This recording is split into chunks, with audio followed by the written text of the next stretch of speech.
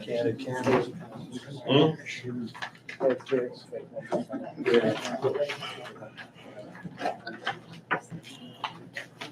right, if there's anyone hasn't signed in at the corner of the table down there, please do so. We'll be starting the meeting in a few minutes.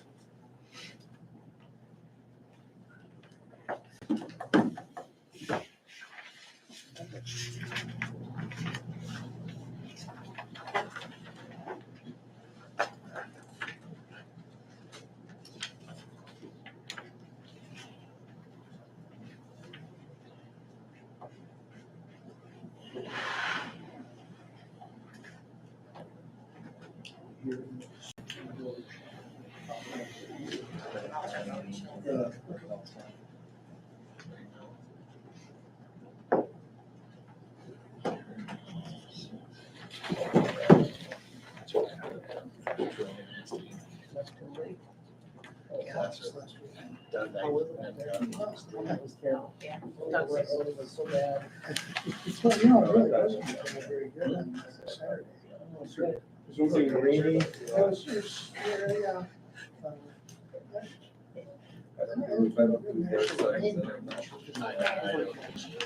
Looked like it's going to. And of course, Sunday we came home and the sun came out, it was beautiful. Okay, it is 6:30 on August 15th. Meeting of the Arlington City Council. I'm Mayor Rich Nagle and I'll be presiding.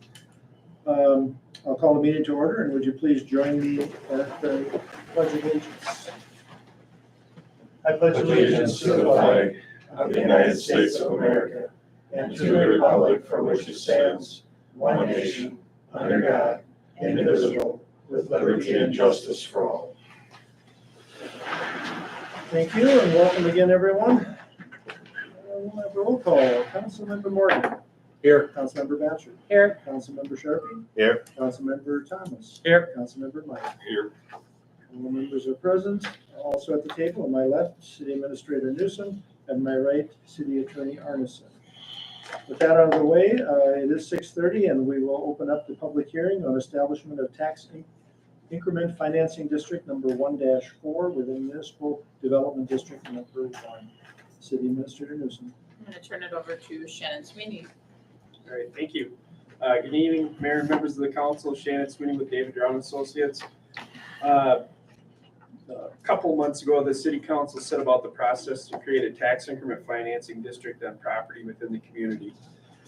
Tax increment financing district is an economic development tool created under Minnesota statute that enables cities to capture new property taxes associated with new development and specifically redirect those property taxes for a period of time. In this instance, we're looking to create a housing tax increment financing district that would capture new property taxes for a term of up to 26 years, city, county, and a portion of the school district property tax associated with that new development. And as you capture that increment, it's available for specific economic development project costs. In general, it's for infrastructure and housing project costs in this instance associated with constructing new rental housing in the community. The developer, as part of this process, is required to meet income restrictions associated with rental housing in this instance. And that means that at least 20% of the units have to be available to folks at 50% of county area median income by family size. That applies for the life of the subsidy. And they would be required to certify annually to the city that they're meeting that requirement. It doesn't cap rent or what they can charge. We still characterize these as market rate projects. It's just a requirement of the statute that a specific percentage of those units, in this instance 20%, are available to folks at specific income levels. We drafted a tax increment plan that was submitted to both the county and the school district for comment. The county did provide written comments prior to the public hearing indicating that while supportive of a housing project, they would ask for some consideration in the reduction of the term of any subsidy or the life of the district essentially. And so it's a common comment from counties when counties choose to comment. So this isn't the first time that I've had somebody respond in that manner. So the tax increment plan itself establishes boundaries from where you're going to capture these tax increments. In this instance, it's the Amba Homes property, and that's it. That's the only parcel that's included in the district where this capture will occur. The capture will only occur if they build stuff that increases the market value of that property. Otherwise, nothing would be captured, nobody would be impacted. The taxes associated with the vacant land as it sits today will continue to go to the city, county, and school district in the same manner that they always have. So nobody's losing tax base based on what they're currently receiving. They're just not getting the benefit of any new construction for a period of time, however long you choose to subsidize the project. We have a budget within the tax increment plan, and you'll see big numbers within that budget as far as what we're able to allocate tax increments towards. It includes housing project costs, it includes utilities, site acquisition, land acquisition, streets and sidewalks, etc. We create that budget rather large because ultimately the state says that you have to operate within that budget no matter what type of project that you would take on. And we like to give the city the flexibility to essentially manage projects and accommodate new requests without having to hire a consultant each time. So ultimately, the only way that you're spending money or obligating tax increments is through a development agreement that you would have with a private developer, or you're spending money that you're relying on tax increments to reimburse.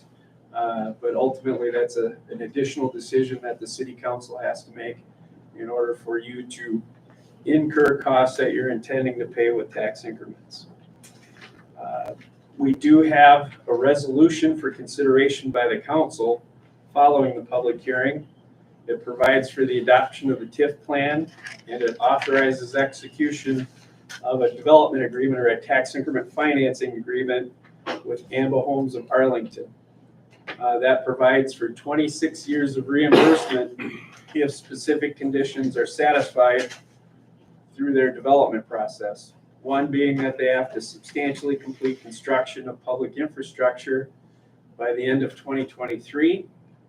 The other is that they have to complete construction of at least 10 housing units by the end of 2025.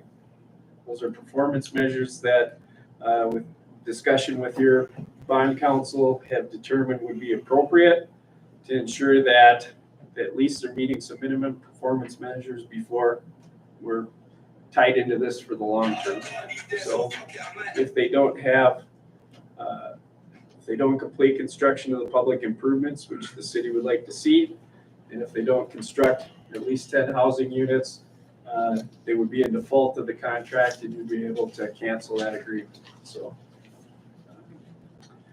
more than happy to answer questions regarding the tax increment plan, the TIF agreement, as I've outlined it, or the resolution that provides for their adoption. Ultimately, the hearings for questions you might receive from the public with regard to the adoption of the TIF plan. So happy to try to address any of those as well. Questions from the council?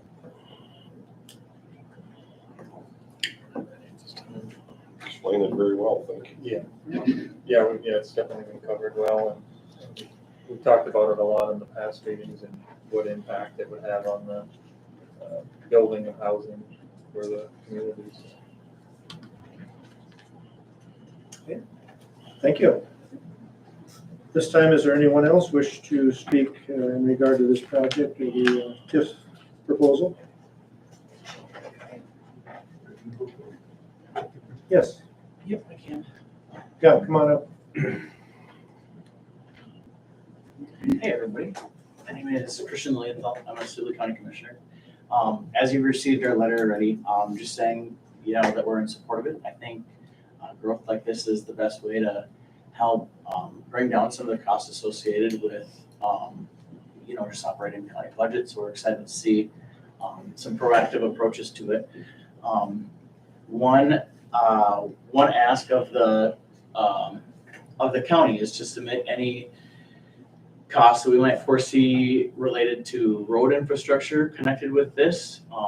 We're not aware of any, but if you have plans that connect to this, like 34, 9, 166, any county roads, please bring those forward so that we can make those considerations. That's not been discussed that I That's know of. not it. No. Not involved So in that. that's good. If there was a second step to this, that would be very important for us to know, especially given the length of term that you're considering.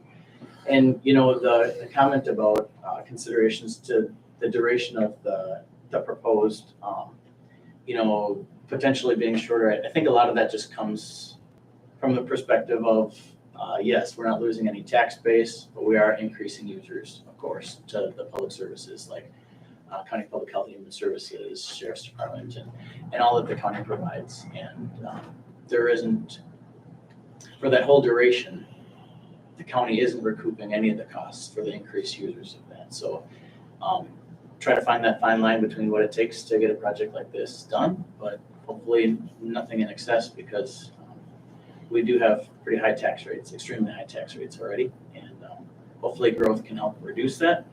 But if growth is done in the wrong way, it's really just straining the rest of everybody that's here. So hopefully you've gotten a chance to talk to some of your constituents and hear their perspective on the same. Thank you. Thanks. Thank you. Anyone else? Good evening.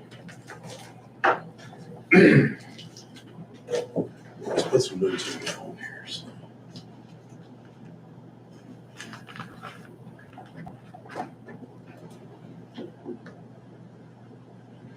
All right, my name is Dave Kruger. I live at 308 Polar Circle. Some of you know me, some of you don't. I just have a few words tonight on the TIF proposal.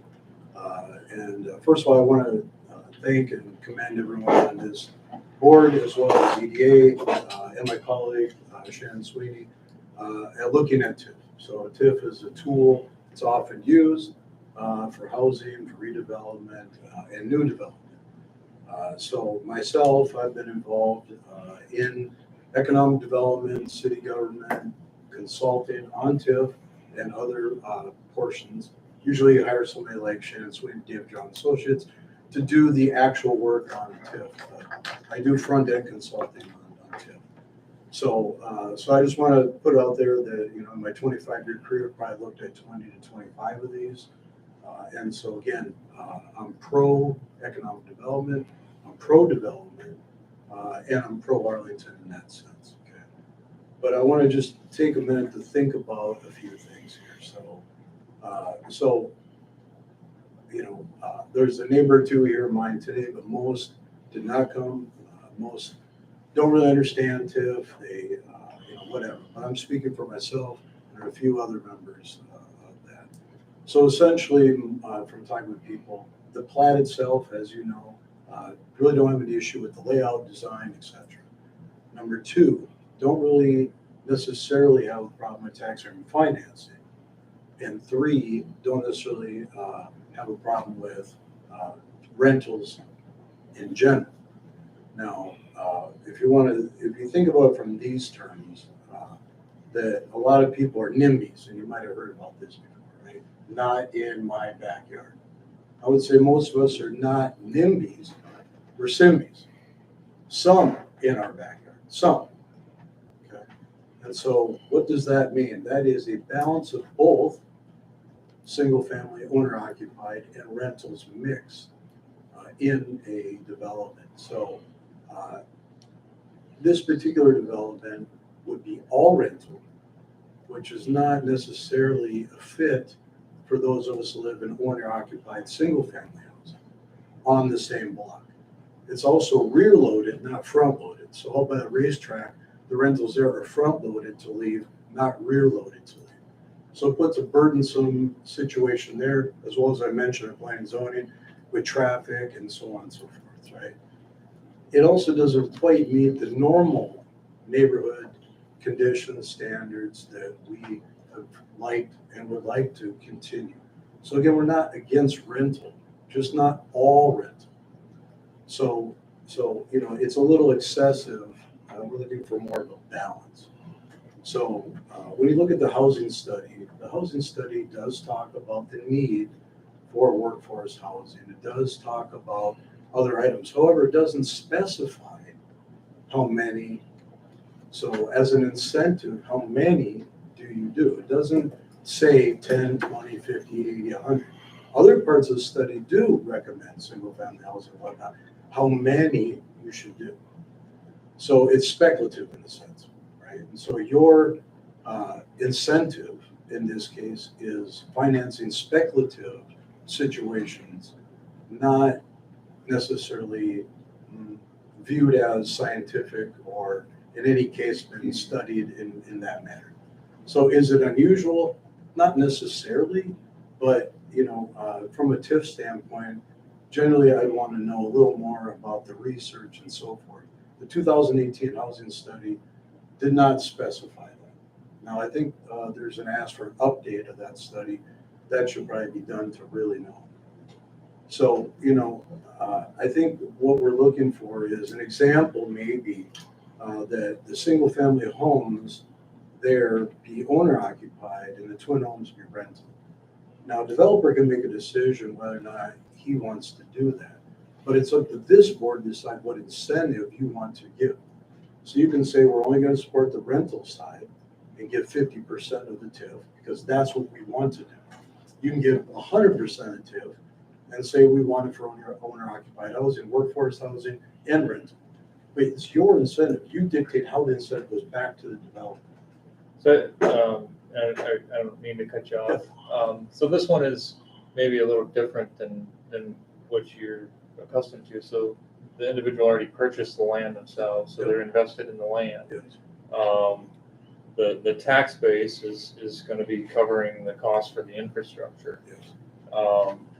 So TIF can help with the land purchase, is my understanding, but when the land's already purchased, it can't be. Yeah, I didn't So mean the there's- land purchase. I'm talking about the infrastructure. Yeah, so when you would split something up, if they had whatever the cost of the land was in the cost, then it makes it a little easier to say, hey, let's make 50% of those, individual owners instead of rentals. So now the amount of money that's available to get reimbursement for what actually it's going to cost in order to put it in is not that much. So It is, because I just said you can give 100%. It's within the agreement how you decide how you want to do it. So you could say a developer's agreement, I only want 50% of the owner occupied. I'm still giving the same amount of TIF, because 20% of homes must meet the income guidelines. I never said reduce it. Okay, I'm saying within the developer's agreement though, you can decide how. Okay, and this is the first time I've been inside the table as a citizen, right? So if the developer's here, my company works for him to create the plat, okay? And so I'm a citizen. Usually I'm on the other side of the table working for clients, okay? And consulting and doing things. So this is a little bit odd for me too, okay? So, but I'm saying you can develop the agreement however you want to negotiate. Many times developers come and say, I want X amount of money. A lot of people say, well, we're not going to do 26 years. We're going to do 14. We're going to do 10. well, we talked in percentage, great detail on the years. Right. Or and the there's- details themselves. You can specify how you want development to be. So the total year of payback is only going to be based on how much incremental costs are worth. So, I mean, if the tax base is high because the property values are high, I mean, this thing could be 15 years and it's over with. I want to touch on one other thing, which was kind of a rental thing, and I think what we're seeing already in the community is that we've got some single family villas up right now, and we've actually got residents that we're selling their property, their house, to go and move into those. Sure. Yep. So I don't know that today's market is exactly the same as what previously has been, Sure. and that would be probably more of an advantage to some of what you're thinking, that there's at least what you expressed about someone moving in here and not owning it. They're not a stakeholder in that property. They're not necessarily a vision for the long term. But we're already seeing that where the existing rentals are being filled by folks who don't necessarily want to plow snow. They don't want I to understand. mow grass and deal with other things. So. So, I mean, you can still do that through associations or whatever. the point is, I'm just trying to make is simply that you have choices. That's what I'm getting through. I'm not promoting or whatever, I'm simply saying, there's time to consider different options. So basically, I ask you today, as elected officials to represent our futures as well on our block, because there are all the options to include the proposed in front of you and those that may propose a counteroffer. So you could counteroffer and talk about that. It's a city's incentive again. So it is my understanding that there's nothing stopping the owner of the property from selling these individual lots. So say, financial times needed to build capital for a different project, he can split these off and he or she, whoever owns it, can split it off and. The planning and zoning, the gentleman said he would not be interested in doing that at all. So I don't know.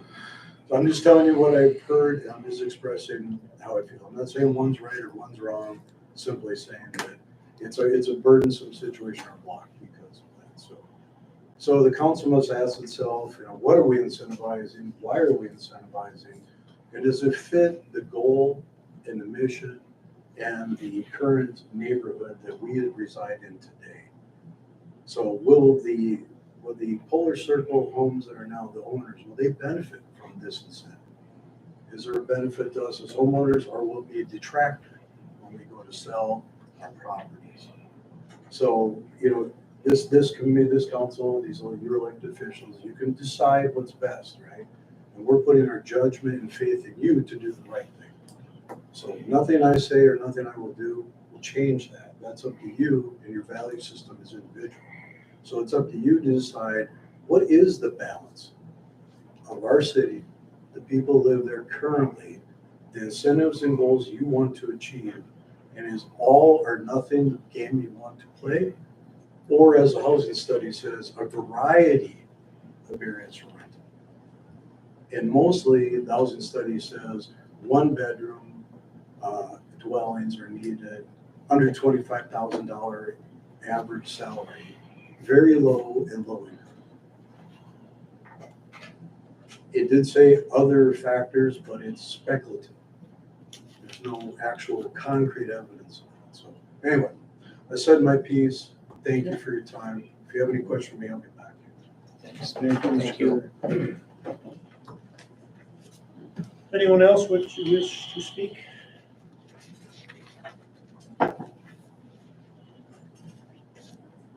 Yes. Hi, my name is Nishal Patel, developer on the Arlington project, and just here to answer any kind of questions council members have or anyone in the seats behind us.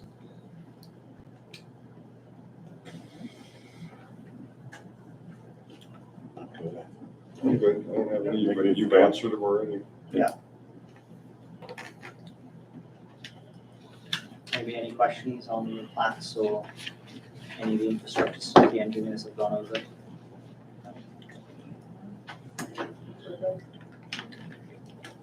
What question for me is what has the consensus been from council on this, and how are you guys feeling about it? It's on the agenda for later this evening. It's on a resolution to move forward with it. So I guess if you're willing to wait a little bit until the council gets it on the agenda, they will be voting on it this evening. Okay. What time is that vote? Is it? It depends how quickly they move. Within the hour, within an hour. Oh, okay, yeah. I would think so. I hope we're not here later. Yeah. We have a new police chief. I don't know how long-winded he is, but I've only been here 2 weeks. Okay. Sounds good. I'll hand it over to them. Thank you. It won't Thank be you. too long. Anyone else? Seeing no one? We will then, do we have any written information? I received no written comments. We had 2 people come to the counter. Their questions were more about the plat than about the TIF. Okay. All right, this public hearing on the establishment of the tax increment finance district will be closed, and we will move on in the agenda. Action will be taken on this a little later in the agenda. Changes to the agenda. I have 4 additions to the agenda.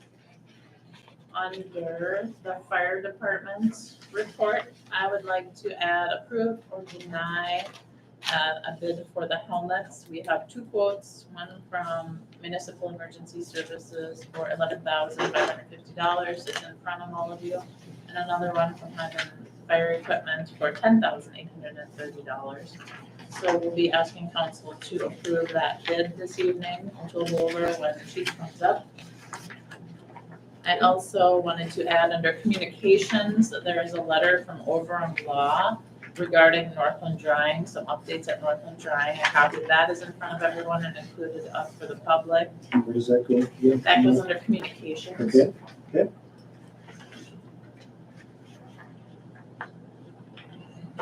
And then under new business, I have approved, deny the electric utility services agreement with McLeod Power. Attorney Arneson has had the opportunity to review along with McLeod Power's attorney. And also under new business, approve, deny the commercial user agreement for discharge to the Arlington, Minnesota municipal wastewater treatment facilities. And that has also been reviewed by Attorney Arneson as well as the attorney for Northland Drying.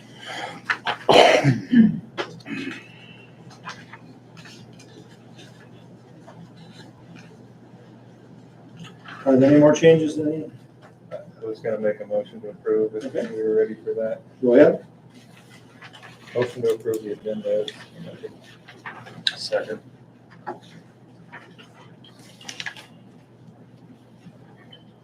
Motion by Councilmember Morgan, second by Councilmember Thomas to approve the agenda with the noted changes, additions. Any discussion?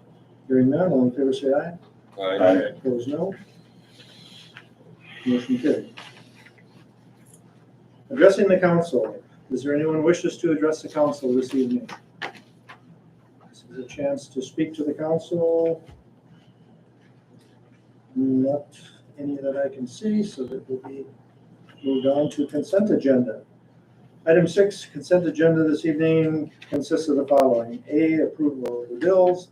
B, approval of the August 1st, 2022 City Council workshop minutes. And C, approval of the August 1st, 2022 City Council meeting minutes. Is there a motion? I'll make a motion to approve. I'll second. Motion by Councilmember Sharpie, second by Councilmember Meyer to approve the consent agenda as read. All in favor say aye. Aye. Opposed, no. Motion carried. Communications, Northland Drying. That would be the Overham Law letter. Overall law.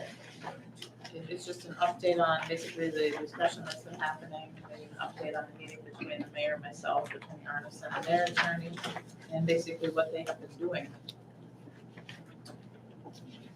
Secretary, check something. Yes, you did. I've been monitoring the MPCA case regarding the particulates emission. And I called the Assistant Attorney General who's handling the case again today, and the case was just settled today. However, MPCA hasn't signed it yet, so it's technically not in the public record.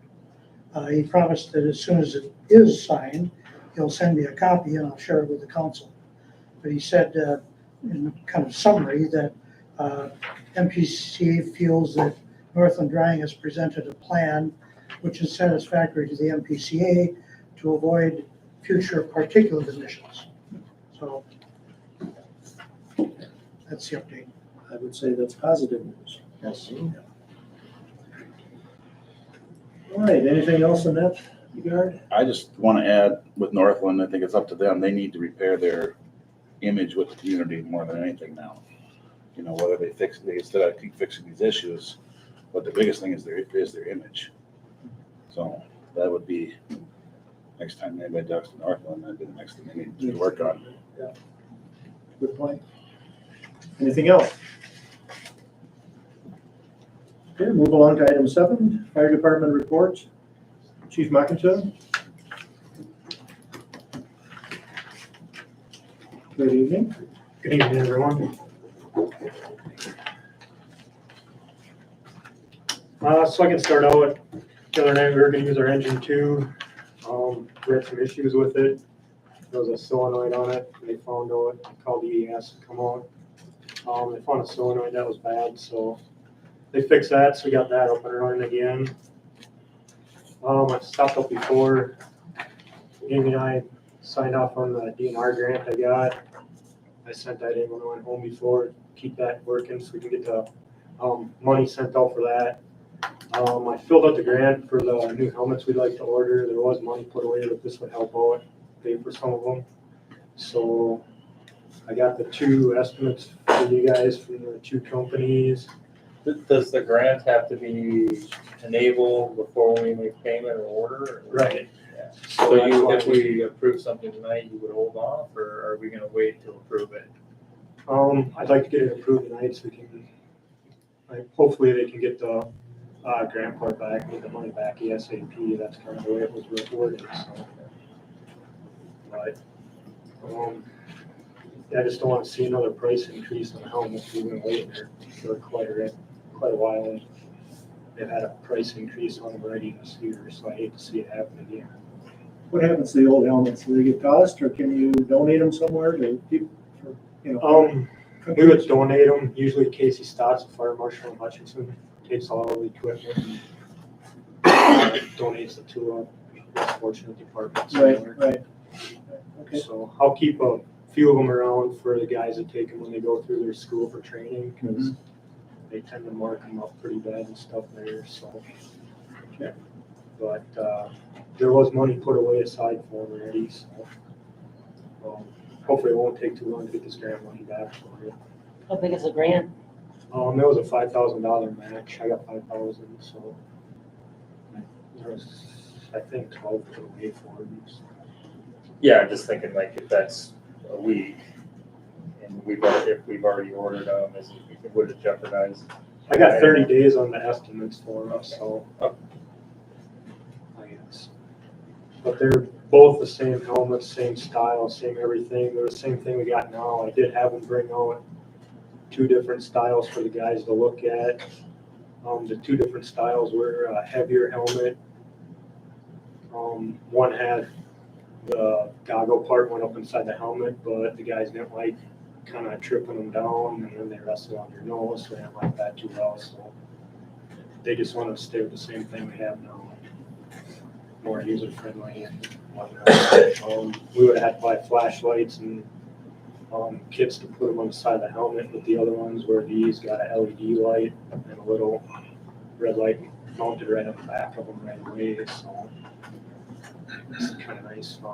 Everything's kind of stuck to the helmet right there. It's not really bulky or nothing.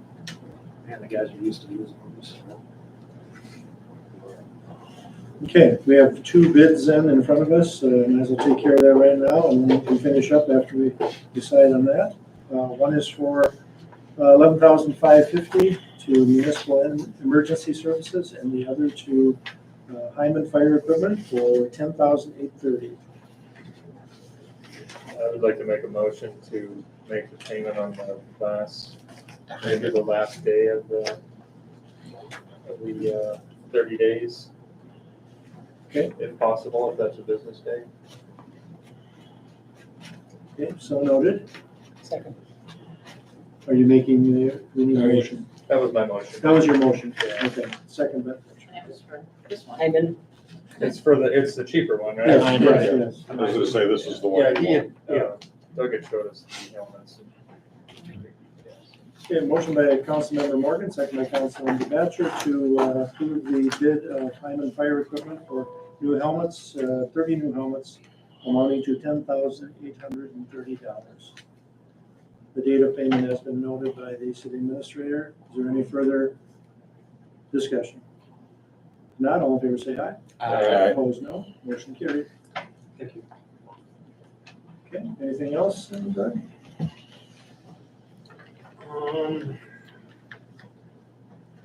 had quite a few guys show up for the Arlington night out, which I thought went over really well this year. We had our splash pad up there. There was a lot of people up there. It was a really nice turnout.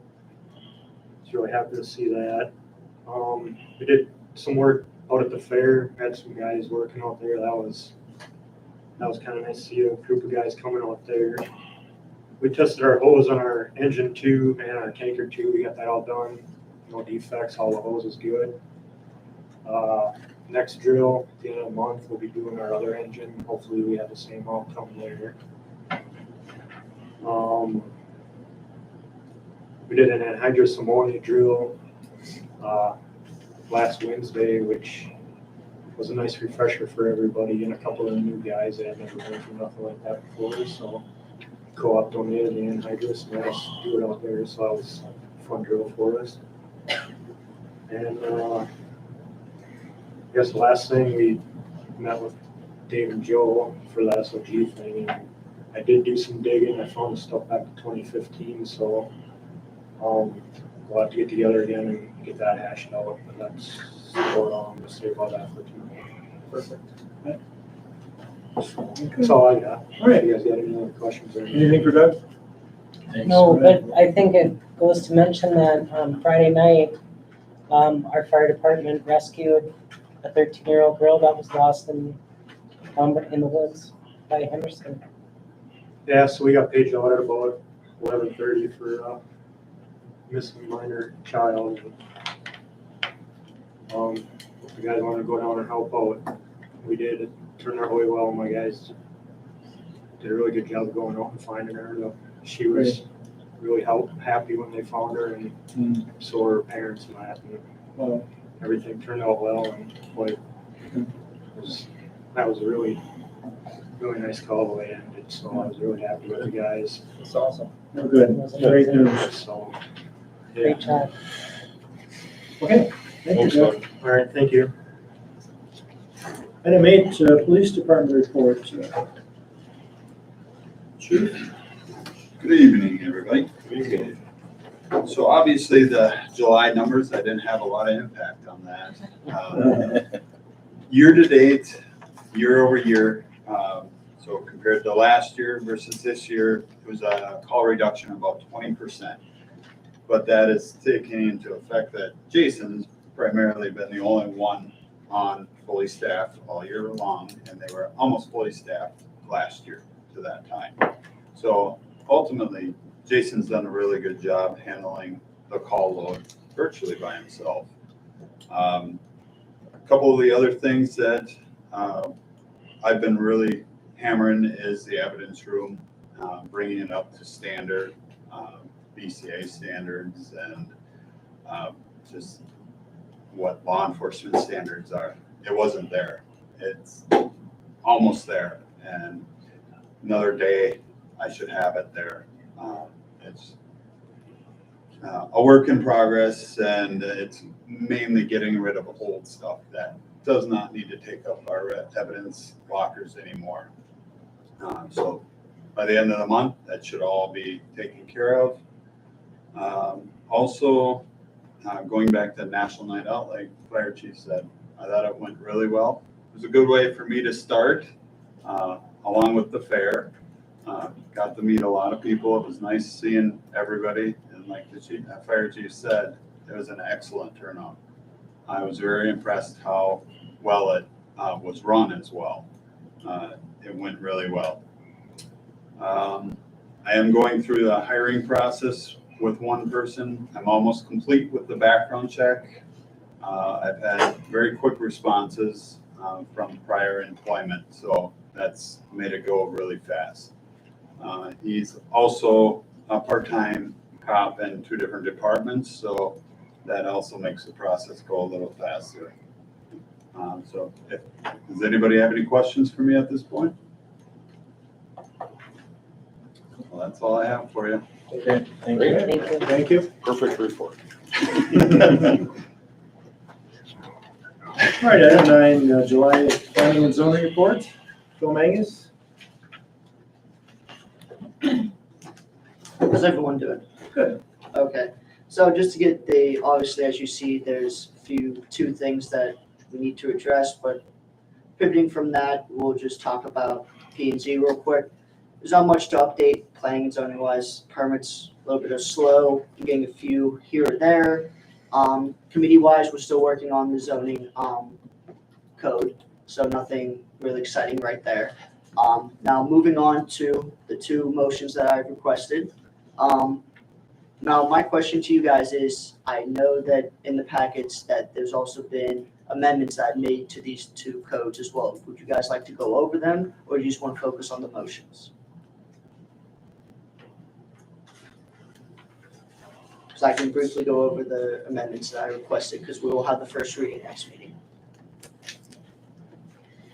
First one is garbage disposal, is that Correct. right? Okay. Yes. Can you briefly summarize Yes. what was the impetus behind Yes, I making can. changes?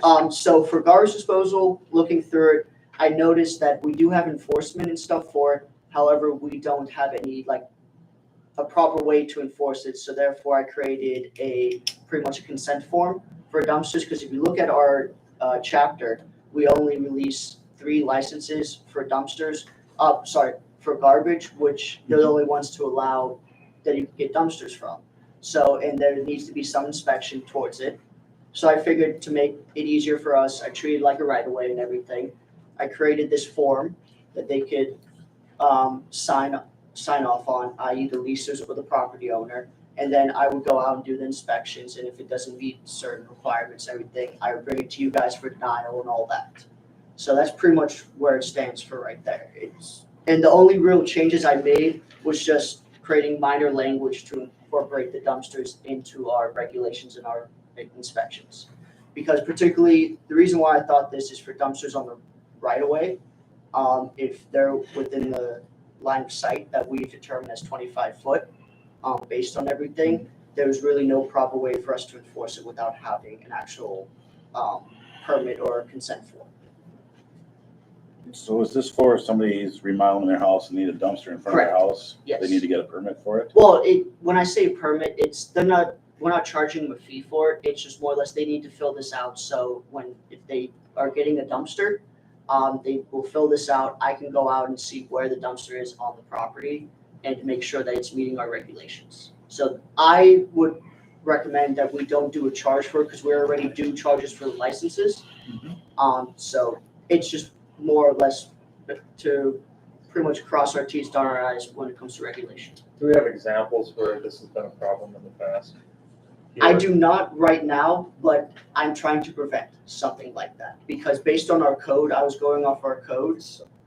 It's just, we don't really have any proper procedure in case someone does violate it. So they could get the dumpster before they get the permit? No, they would, in order for them, based on the licensees, like the 3 licenses we have, if someone calls them to request a dumpster, they will reach out to me. It's kind of like with right-of-ways. They'll reach out to me, fill out this form.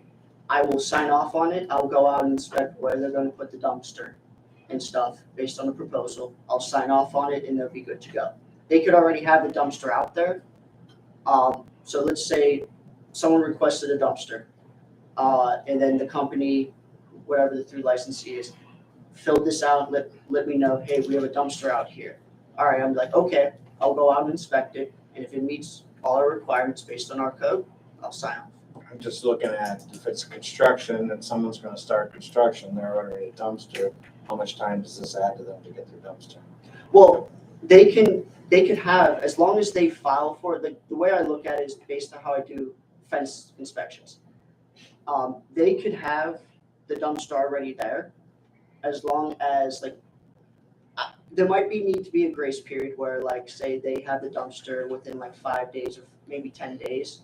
As long as they get a permit within that time, like let's say they're doing construction right away, they have it there within the 10 days of them having it there, they file for the permit or something like that. Can we just add it to the license, or when they get the permit to build or do construction, that it's just a checkbox and it happens automatically versus adding a separate form? I was going to actually reach out to the license, or the people we license to say, hey, when someone I calls. could understand if I was gonna have a dumpster someplace permanent, like, I need a 5-yard dumpster because I need to have one. Well, the way I was looking at it to help curve this, I know what you guys are saying is, given that we only limit to 3, if you guys approve this, I was gonna reach out to them, it's like, hey, whenever someone requests a dumpster, just send me this, application.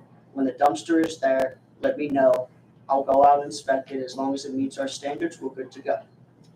I guess my thought on it is if there's standards in place and you give those standards to the 3 companies who we license with, and they should comply, Correct. right? So if you, So why would they if have to fill it out? if we impose them to fill out paperwork every time they're putting a dumpster down, costs are gonna go up because now we're asking them Well, to do. Well, not only that, If you we're look- then and paying then- somebody to go inspect It- it. Like, we're Both- adding both sides. complexity to this. Well, system. if you look at the form, it's a very straightforward form. It's just more or less knowing where it is, Yeah. what property it is it residential, commercial? They need to meet these standards, which they should know, but I don't know if they do or not. And I can I easily think sign it's a off. good idea, but I don't know that it's a good idea for us. Yeah. So like, there's certain cities that, like, if we were sitting here with dumpster wars and people up in arms over dumpster placement and stuff, I would fully understand needing to have some sort of policy, but Well, it's- not having examples of the problem and then adding complexity, which is hours of someone's time to go inspect it. I'm telling you right now, if I need a dumpster, I'm gonna order one. Well, it's I not don't know at- anybody else, it's not but I'm adding ready- complexity. I'm not ready to all it call is. somebody and say. it's I need just to put a adding- form on it. It's not adding complexity because in reality, these implications are already there in our code. Like if you look at what I added, it was just minor stuff to help better enforce in case we ever run into problems. Because you never know, someone could have, based on our code, they can only have a dumpster up to 3 months. So if someone needs a dumpster beyond 3 months, they need city approval for that. How are we going to approve that without someone going out there and checking this? So that would be the example that I was saying. So if I was a business, like, let's say, I'm the appliance store, right? And I have to have a dumpster, there I could understand where we're gonna say they wanna put a dumpster and it's gonna be there forever and you'd wanna okay it, but for someone to do a little remodel project or even do a cleanup, say they had an estate, they're settling an estate, they're clearing the house out, filling a dumpster. I mean, the last thing, I don't. But what about renovations? Because we have a house right now that's doing serious renovations that's taking over 3 months.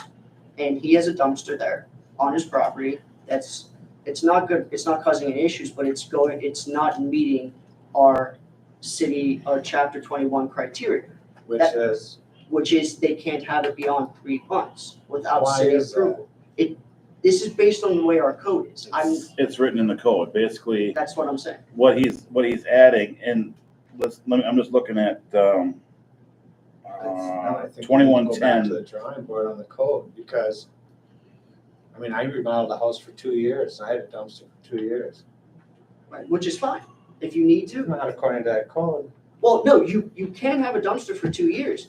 You just need to be able to provide information to the city to prove why you need it for 2 years. But I have a permit to remodel my house that I paid for. And that, if that's all it takes, it is. But that's why I'm saying this seems very unnecessary. Well, no, Okay, just- let me just clarify, the code's already there. What Phil has done. To me, that still don't make it right. Excuse me, he doesn't change he's only fixing a few things.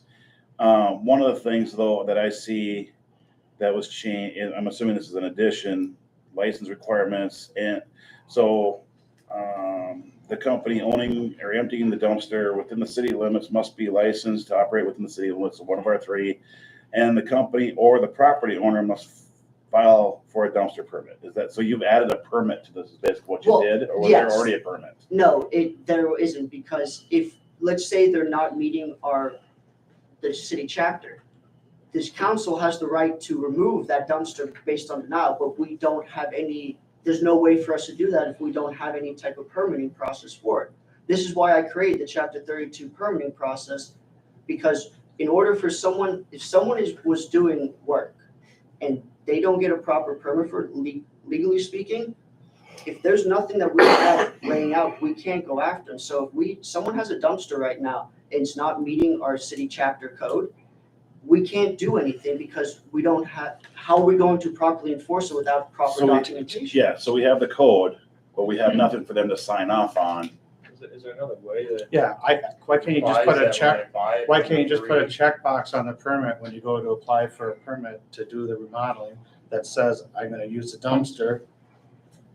I mean, now There's based one on, thing I know for sure is that all dumpsters that are used in town are not one of the 3 companies that are licensed. and based on There's our other code, Well, that's for coming in. garbage though, right? No, No. no, roll-off dumpsters. Yeah, I know, but Roll-offs. do we really, does that matter? based on our code, it does, It does, because yeah. it needs to be one of those 3 licenses.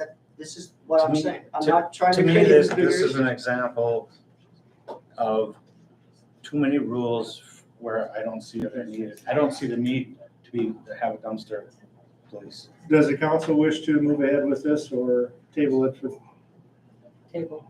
I can always go back to the drawing I'll board. second. Well, and like I said, it's not, the ordinance is there. What he did was clean it up, Yeah. fix some wording and add a permit to I it. just wish there was another way that would automatically Right. Okay. trigger it to where I don't necessarily want to pay someone to go inspect every single dumpster there is Right. placed somewhere. You already are, you paid. According to think- that, you're, I it think was the city's, inspections- it was the city, it would have been Kirby. Mr. According to, Mangus, I feel the consensus of the council No, is fair to go back and do more work on it. Sounds good. So And- made and a maybe- motion to table, seconded by Second. John. Motion by Councilman Vetcher, second by Councilman Thomas to table any further action on the garbage disposal ordinance, chapter 21. All in favor, say aye. Opposed, no. Motion carried. Okay, the other one. So for the nuisance thing, when I was in discussion with our current chief of police and city attorney Arson, and based on particularly with our police chief, there needs to be better clarification on how we deal with nuisances and everything like that. And looking at our code, it clearly states that we need a proper nuisance form, particularly when we're filing it for people that violate our nuisance thing. So that is what I created and everything, and and Glenn, you can chime in if you want.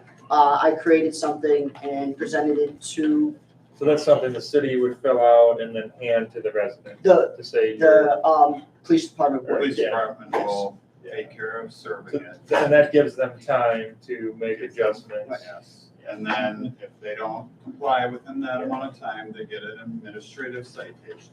Then if they don't comply again, it goes to a state citation. And if they don't go, again, we can go get a court order from a judge to do whatever we need to do.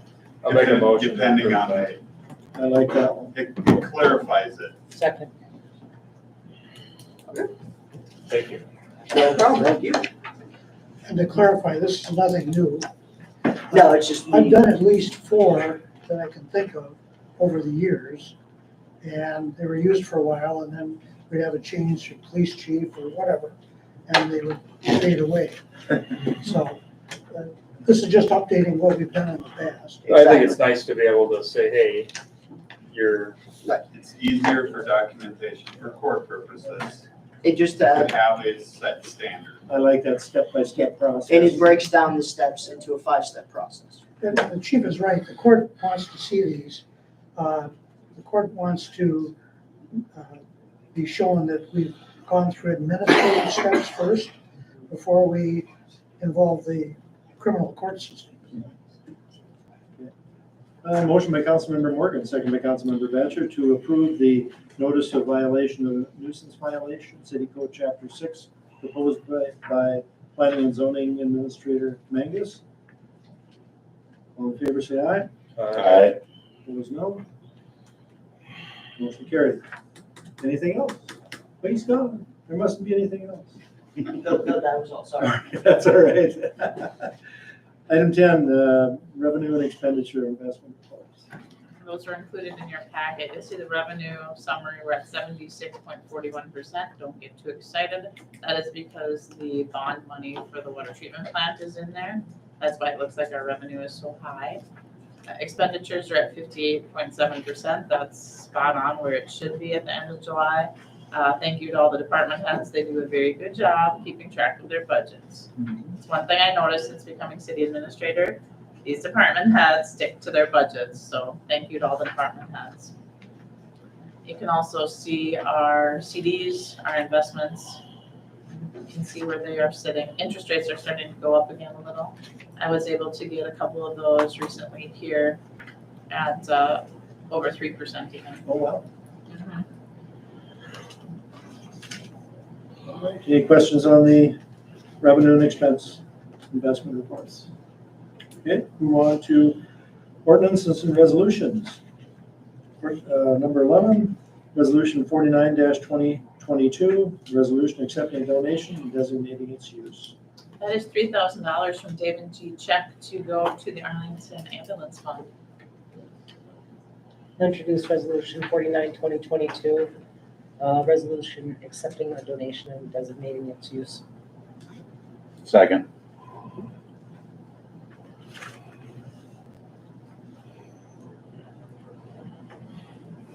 Motion by, or resolution, I should say, 49-2022, introduced by Councilmember Batchor, second by Councilmember Sharpie, and it is a resolution accepting donation, designating its use. The donation is from Dave and Dee Check in the amount of $3,000 to be used for the Arlington Ambulance Fund. And the City Council would like to express their thankfulness for the gracious donation. Is there any discussion? Hearing none, all vote by roll call. Councilmember Meyer. Yes. Councilmember Batchor. Yes. Councilmember Morgan. Yes. Councilmember Thomas. Yes. Councilmember Sharpie. Yes. 5 votes in favor, none opposed. The resolution is adopted. Resolution 50-2022, a resolution accepting a donation, designating its use. That one was $50 from Tamara Nelson to be used for the Arlington Fire Department. I'll introduce resolution 50-2022, resolution accepting $50 donation for the Arlington Fire Department. Second. Resolution 50-2022, introduced by Councilmember Morgan, second by Councilmember Thomas. It is a resolution accepting a donation, designating its use. Specifically, then, it's a donation from Tamara Nelson in the amount of $50 to be used for the Arlington Fire Department Fund. City Council would like to express its thankfulness for her community support. And we'll vote by roll call. Councilmember Batchor. Yes. Councilmember Morgan. Yes. Councilmember Meyer. Yes. Councilmember Sharpie. Yes. Councilmember Thomas. Yes. 5 votes in favor, none opposed, the resolution is adopted. Resolution 51-2022, a resolution accepting the donations for the 2022 Arlington Night Out at Four Seasons Park. This was $951 from various businesses and individuals. I included a summary page behind the resolution so you could see who donated and how much. And that was used for Arlington Night Out, and that is kept in a separate fund. Okay, so it'll be there for next year's event. Used for next year. I'll introduce resolution 51-2022, accepting the $951 from Arlington businesses. Second.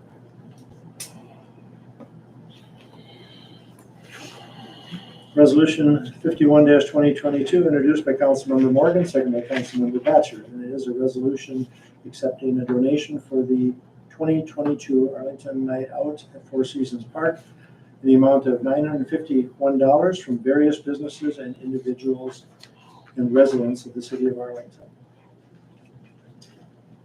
Discussion? Vote by roll call. Councilmember Thomas. Yes. Councilmember Meyer. Yes. Councilmember Sharpie. Yes. Councilmember Morgan. Yes. Councilmember Batchor. Yes.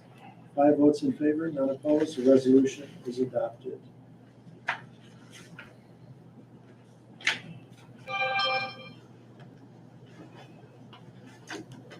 Item 14, Resolution 52-2022, a resolution approving the establishment of tax increment financing district number 1-4 within municipal development district number 1 and adoption of a tax increment financing plan related thereto. Open for discussion. Mayor and members of the council, as mentioned during the public hearing, we included in your packet a resolution that provides for the adoption of the tax increment plan that we discussed. And it also authorizes execution of a TIF agreement with the developer on the homes of Arlington. So I'm more than happy to answer questions regarding any of the materials presented.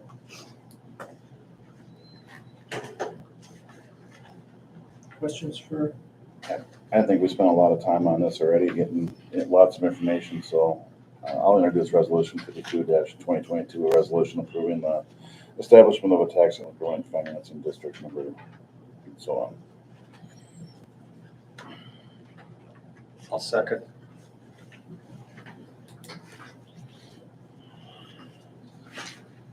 Resolution 52-2022, introduced by Councilmember Sharpie, second by Councilmember Thomas. It is a resolution approving the establishment of tax increment financing district number 1-4 within municipal development district number 1 and adoption of a tax increment financing plan related thereto.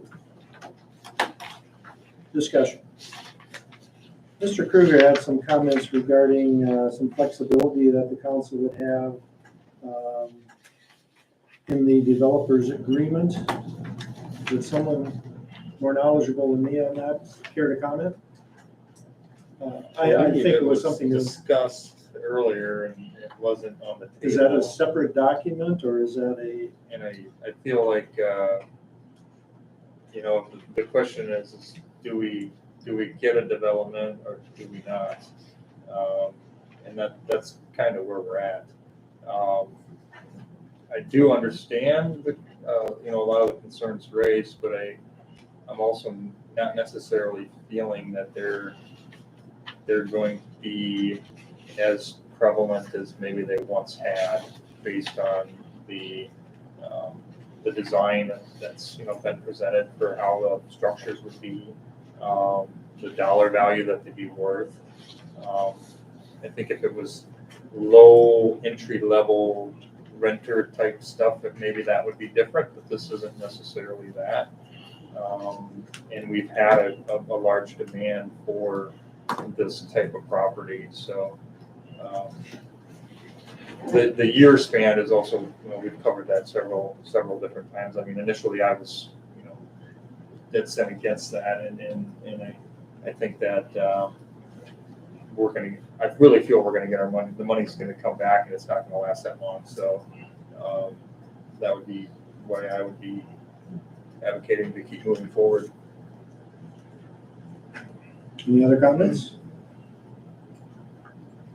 Hearing none, vote by roll call. Councilmember Batchor. Yes. Councilmember Sharpie. Yes. Councilmember Meyer. Yes. Councilmember Thomas. Yes. Councilmember Morgan. Yes. 5 votes in favor, none opposed. The resolution is adopted. Thank you, Shannon. Thank you.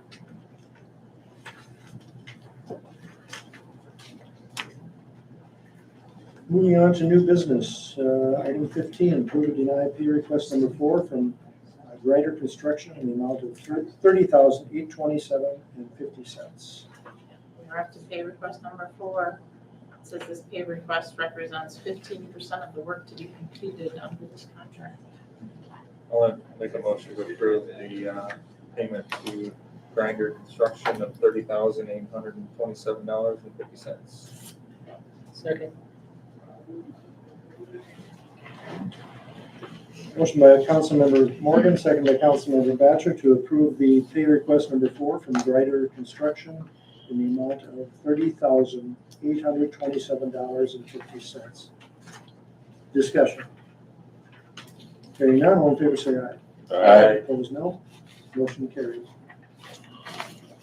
Item 16, approve or deny routine maintenance agreement with Sibley County for Sibley County State Aid Highway SSA 17. And these are annual agreements. These are annual agreements. We do them every year. This is the same dollar amount as last Is year. it the same dollar amount? I checked today. Okay. I'll make a motion to approve the agreement in City County. Second. Motion by Councilmember Batchor, Morgan, second by Councilmember Batchor to approve the routine maintenance agreement with Sibley County for CASA 17. Any discussion? Hearing none, all in favor say aye. Aye. Opposed, no. Motion carried. No, the same type of agreement, I would imagine almost identical, except it's for CASA 34. I'll make a motion to approve the maintenance agreement for Sasha 34. Second. Motion by Councilmember Thomas, second by Councilmember Batchor to approve the routine maintenance agreement with Sibley County for CASA 34. Any discussion? All in favor say aye. Aye. Opposed, no. Motion carried. We have a McLeod County agreement with McLeod County. How about this heat share first? Each share first, okay. Salvation Army. Oh, okay.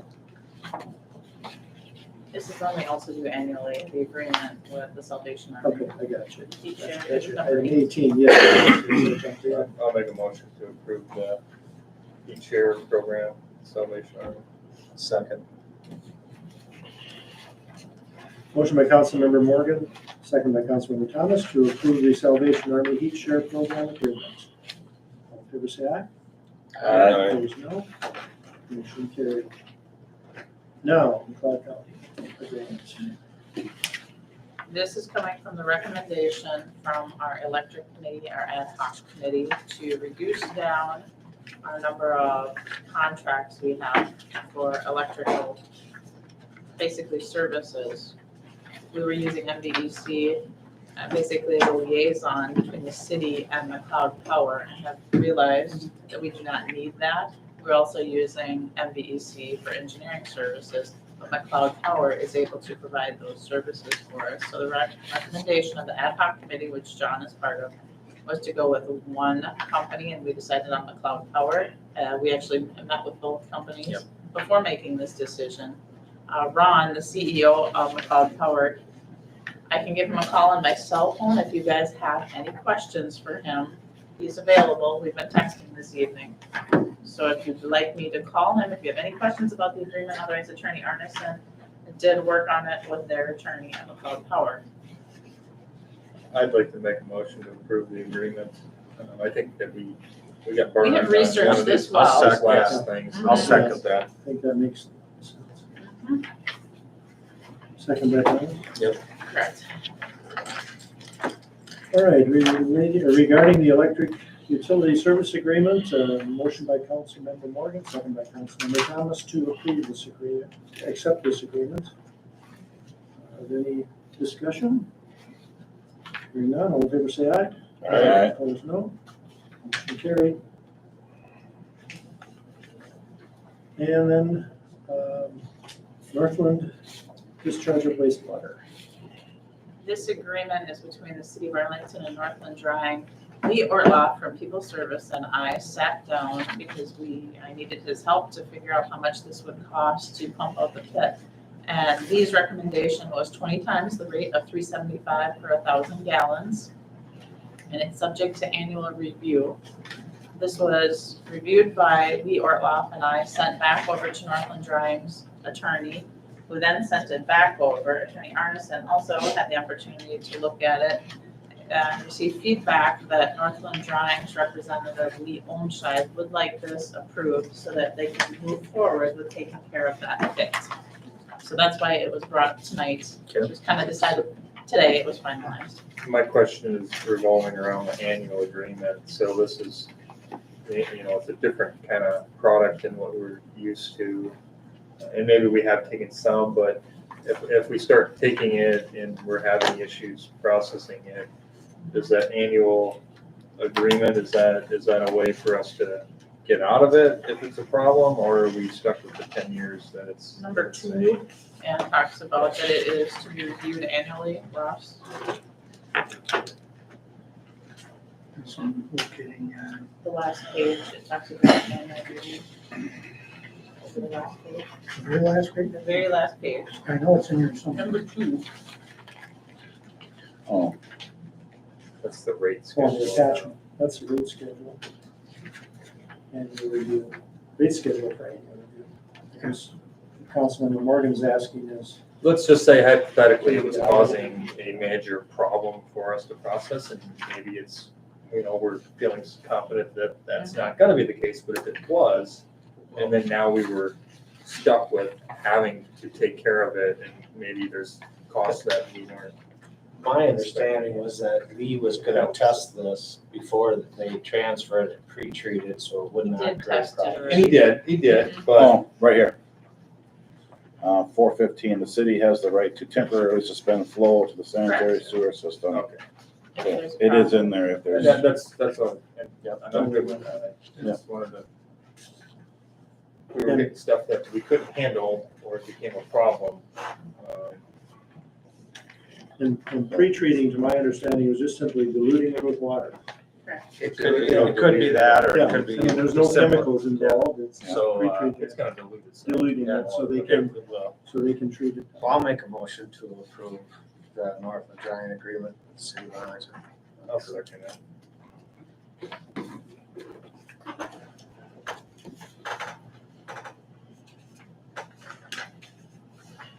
Motion by Councilmember Thomas, second by Councilmember Morgan, to approve the commercial use agreement for discharge to the Arlington, Minnesota Municipal Wastewater Treatment Facilities. This is agreement between the city of Arlington and Northland Drive. Further discussion? Hearing none, all in favor say aye. Aye. Opposed, no. Motion carried. Most miscellaneous business, committee updates, are there any? We had some from the EDA. So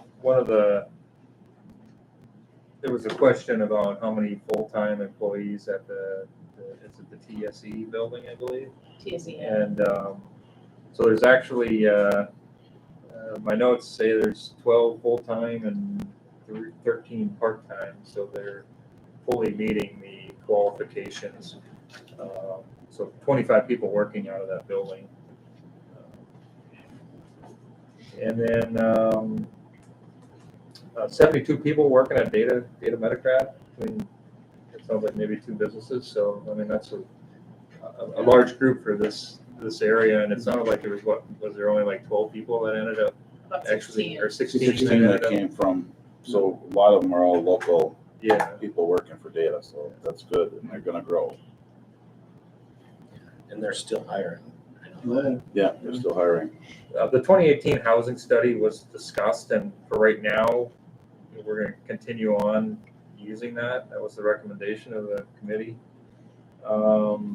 There's a sign company, Neon Inc. is the name, that has started up out of the Phyllis building, and just a little plug for them. They're able to do signs and car wraps. Car wraps is kind of a popular thing right now, whether it's race cars or regular cars. So Motorcycles. motorcycles, other objects too that people are wrapping. So And I grabbed a sponge brush. I think that's fine. Yeah. Any other committee updates? Move on to open discussion. Is there any items that the council wishes to discuss? Well, it was I was just gonna say, the one thing about the dumpster discussion we had tonight is I always look at ways to simplify things. And yes, we do have an ordinance, but making it as part of the license, so a person has to come in here once, apply for it, and it covers all that. And it's a one-stop shop. I'm for simplifying, always for simplifying, Yeah, I would just say that if we could have some other options, that maybe would work. Because I remember when I filled out when I remodeled my house, it could be as simple as a checkbox on that same form that I filled out, and now you're done. It's from there it goes to Phil, and Phil can do his, if we need to do an inspection, do his inspection. But The only thing that wouldn't follow that process would be if somebody is actually moving out and they're throwing, they don't have a project going. They're just simply throwing. Right, there is that Or part of it cleaning out a too. wet basement or something. Yeah. So there might be some exceptions. I know we did have an example 2 years ago, probably, on Main Street. There was a dumpster parked right across from the post office for probably, a month. Taking up 2 or 3 I think it was longer parking than places. that, Maybe it was longer than that. when he was remodeling, that's right. Yeah. Well, I So that- think it's different when it's remodeling versus when you're emptying out your basement because it was flooded or you're moving, right? Those are gonna be really temporary, not gonna be there a long time. Well, it's a good Exactly. thing to try to fix. I think maybe I'm speaking for myself, maybe John too, but I think there's another avenue to do go. I at. just, because those people, they're not gonna want, especially if it's a flooded basement, I wouldn't wanna wait at all. I'd be calling, getting a Oh, right. dumpster delivered. Absolutely. My first concern is not gonna be to run up here to fill out a form to have it inspected. Yeah. But I think if the city puts out communication to those companies that are providing those dumpsters. I Well, agree that's that's a a, different- I that's a agree different that, that's a You're very good nipping it in the suggestion, butt. Getting because having them comply. solving the issue with. And holding them Enforce- accountable. Why should it be held accountable? Why should the property owner be held accountable when it's the company that's placing it? And it's licensed by the city. Exactly. Right. Change the subject. Yeah, that's it. It was sort of brought up already about the Arlington Night Out, but I definitely wanted to thank all the city staff. That's paid full-time staff, volunteers, fire, ambulance, everybody. Michelle and I were there, Mayor Nagel was there. Obviously, we had representation from the fire chief and the police chief and ambulance manager, and other city staff. So we sort of got to do a lot of the fun stuff and didn't have to do much work. Right. It really was a good time, very, very entertaining. And then to hear the businesses supporting and coming forth with the donations was really great. Yeah, it was a really good turnout. It was. Hottest day of the summer. Well, we were we were having competition over who was going to have more hamburgers or Hot dogs. All right, anything else on discussion? Motion to adjourn. Make a motion to adjourn. Second. Motion by Councilmember Sharpie, second by Councilmember Thomas to adjourn the meeting. All in favor, say aye. Aye.